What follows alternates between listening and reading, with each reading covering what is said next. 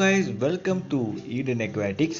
இன்னைக்கு நம்ம பார்க்க போகிற மீன் என்னன்னு கேட்டிங்கன்னா கல்பர் கேட்ஃபிஷ். ஸோ ஒரு சின்ன சைஸ் ஒரு மான்ஸ்டர் ஃபிஷ். அண்ட் கைஸ், இந்த மான்ஸ்டர் ஃபிஷ்ஷை பற்றி நம்ம ஆல்ரெடி ஒரு வீடியோ போட்டிருக்கோம். ஸோ டாப் 10 ஸ்மால் பிரெடேட்டர் ஃபிஷ்ன்னு சொல்லி போட்டிருப்பேன். ஸோ டாப் 10னா டாப் 5 என்னமோ தான். ஸோ அதை யாரும் பார்க்கலன்னா பாருங்கள். அதில் சின்ன சின்ன டேங்கில் வச்சுருக்கக்கூடிய பிரெடேட்டர் ஃபிஷ்ஷஸை பற்றிலாம் வீடியோ போட்டிருப்பேன்.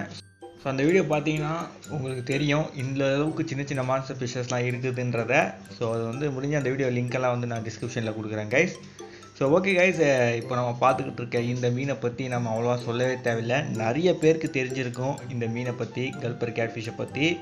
ஆக்சுவலி இவனுங்கெல்லாம் எங்கேருந்து வராங்கன்னு கேட்டிங்கன்னா ரொம்ப ஃபேமஸான அக்வேரியம் மான்ஸ்டர் ஃபிஷ்ஷஸ்லாம் வரக்கூடிய இடத்துலேருந்து தான் வராங்க. அதுதான் அமேசானு. ஸோ இந்த மீன் அங்கேருந்து தான் வருது. ஸோ கைஸ், இந்த மீனால் கிட்டத்தட்ட 1 feet வரைக்கும் வளர முடியும். அண்ட் கைஸ், நீங்கள் வந்து ஒரு 3 to 4 feet டேங்க் கொடுத்தா நல்லாயிருக்கும். ஸோ இந்த மீன் கொஞ்சம் அங்கங்கே ரெஸ்ட் எடுக்கும், போயிட்டு ஒரே இடத்துல நிற்காது. ஸோ மோஸ்ட் ஆஃப் டைம் ஒரே இடத்துல இருந்து கூட ரெஸ்ட் எடுக்கும். ஸோ ஃபிஷ்ஷோட பிஹேவியர் நம்மளால் சொல்ல முடியாது. ஸோ அதனால் ஒரு 3 இல்லாட்டி ஒரு 4 feet டேங்க் கொடுங்க. அண்ட் இந்த மீனுக்கு ஏதாவது கொஞ்சம் ஹைடிங் பிளேஸ் கொடுங்க. ஸோ பார்த்தீங்கன்னா இது தண்ணிக்குள்ளே நேச்சர் ஹேபிட்டேட்ஸ்லேயே நீங்கள் பார்த்தீங்கன்னா ட்ரிஃப்ட் அடியிலையோ இல்லாட்டி சின்ன ஹோல்ஸ்லையோ அதை தலையை வெளியே நீட்டிக்கிட்டு அந்த மாதிரி தான் இருக்குங்க. ஸோ அந்த மாதிரி நீங்கள் உங்கள் டேங்க்கில் ஏதாவது ஹைடிங் பிளேஸ் கொடுத்தா நல்லாயிருக்கும். அது ட்ரிஃப்ட் வச்சு கொடுத்தாலும் சரி, இல்லாட்டி ஒரு பெரிய பிவிசி பைப்பு வச்சு கொடுத்தாலும் சரி, உங்கள் விருப்பம் தான். அண்ட் கைஸ், இந்த மீனை நீங்கள் சப்ஸ்ட்ரேட்டுக்கு என்ன யூஸ் பண்ணுறீங்கன்னு கேட்டிங்கன்னா நீங்கள் பேர் பாட்டமாக கூட விடலாம், கிரேவல் போடலாம், சாண்டு போடலாம், உங்களோட விருப்பம் தான். அண்டு இந்த மீனுக்கு நல்லா ஸ்ட்ராங் ஃபில்ட்ரேஷன் மாட்டுங்க. ஏன்னா இது ஒரு பிரெடேட்டர் ஃபிஷ். ஸோ நல்லா சாப்பிடும், அதுக்கேற்ற மாதிரி நல்லா வேஸ்ட்டும் ப்ரொடியூஸ் பண்ணும். ஸோ நல்லா ஃபில்டர் ஆட் பண்ணுறது ரொம்ப ரொம்ப இம்பார்ட்டன்ட். அண்ட் வாட்டர் எவ்வளோ க்ளீனாக வச்சுக்க முடியுதோ க்ளீனாக வச்சுக்கோங்க. மோஸ்ட்டாக பார்த்தீங்கன்னா கேட் ஃபிஷஸ்லாம் நல்ல ஆடியான வெரைட்டி தான். பட் ஆனாலும் வாட்டர் க்ளீனாக இருக்கணும். அது எந்த மீனாக இருந்தாலும் சரி, வாட்டர் க்ளீனாக இருக்கணும். அப்போ தான் அந்த மீனோட ஹெல்த்தும் நல்லாயிருக்கும். அண்ட் கைஸ், இந்த மீனோட டேங்க் மேட்ஸ்ன்னு பார்த்தீங்கன்னா இதோட பெருசாக இருக்கிற மாதிரி ஆட் பண்ணுங்கள். அண்டு பிரெத்தாகவும் இருக்கணும். ஸோ அதுதான் இதோட டேங்க் மேட்ஸாக இருக்கணும்.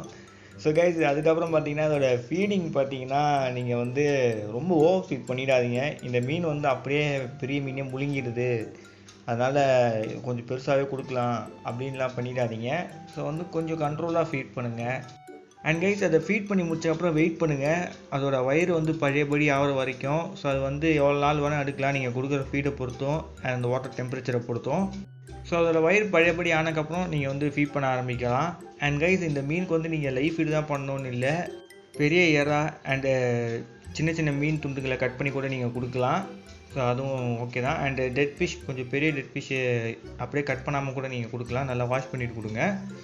கைஸ், இந்த மீனை நீங்கள் வளர்க்கணும்னு நினச்சிங்கன்னா உங்களுக்கு இந்த மீனோட வாட்டர் பேராமீட்டர் தெரிஞ்சிருக்கணும். ஸோ வாங்க அதை பார்த்துடலாம். ஸோ பிஹெச் லெவல் பார்த்தீங்கன்னா 6 to 7 மெயின்டைன் பண்ணுங்கள். அண்ட் வாட்டரோட டெம்பரேச்சர் பார்த்தீங்கன்னா 24 செல்சியஸில் இருந்து 28 செல்சியஸ்க்குள்ளே மெயின்டைன் பண்ணுங்கள். அண்டு வாட்டர் கொஞ்சம் சாஃப்ட் அண்ட் அசட்டிக் வாட்டர் கொடுங்க. அண்ட் டிடிஎஸ் லெவல் பார்த்தீங்கன்னா இது என்னோட ஒப்பீனியன் தான். ஸோ 100 ppmலேருந்து 200 ppmக்குள்ளே மெயின்டைன் பண்ணுங்கள். அண்ட் கைஸ், ஜெண்டர் ஐடென்டிஃபிகேஷன் எனக்கு இந்த மீனில் தெரியாது. ஸோ ஃபீமேல் பார்த்தீங்கன்னா கொஞ்சம் பல்ஜியாக இருக்கும்னு சொல்லுவாங்க. ஸோ அதை வச்சு தான் ஜெண்டர் ஐடென்டிஃபிகேஷன் கண்டுபிடிக்கணும்னு சொல்லுவாங்க. ஸோ ஓகே, இதோட இந்த வீடியோவை என்டர் பண்ணிக்கிறேன். மறக்காமல் like, share, subscribe. See you in the studio. Bye bye guys.